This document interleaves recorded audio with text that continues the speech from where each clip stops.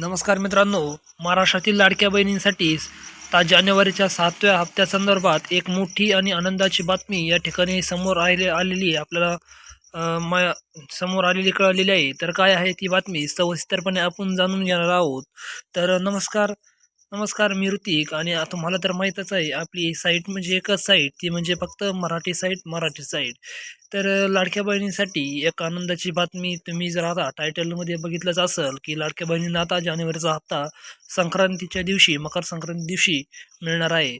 तर लाडक्या बहिणींनो, ज्या लाडक्या बहिणींच्या आता सध्या आता जे हे चालू आहेत, काही लाडक्या बहिणी भरपूर रिजेक्ट झालेल्या आहेत. त्यांनी आता काहींनी गैरव्यवहार केल्यामुळं, तर त्यांच्यामुळं आता अनेक महिलांना या ठिकाणी ते भोगावे लागत आहे. पण आता अशा महिला आहेत की त्या रिजेक्ट, ज्यांचे अजून हे झाले नाही की लाडक्या बहिणीचे अजून पात्रच नाही, तर त्यांच्यासाठी आता थोड्या दिवसात परत सुरू होणार आहे. फॉर्म भरायचं आहे, पण त्यासाठी त्यांनी परत आता न्यूजवर लक्ष ठेवून राहावे.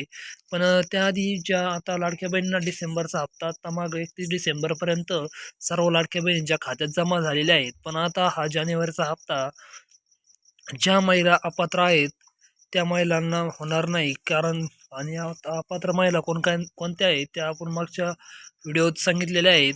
ज्यांनी बघितले नसेल ते त्यांनी मागचा व्हिडिओ जाऊन आपला चॅनलवरती बघू शकता. तर लाडक्या बहिणींना आता जानेवारीचा हप्ता हा आता मकर संक्रांतीच्या दिवशी म्हणजे 15 जानेवारीच्या आतमध्ये हा लाडक्या बहिणींच्या खात्यावर जे आहे 1500 रुपये त्या ठिकाणी लाडक्या बहिणींना दिला जाणार आहे.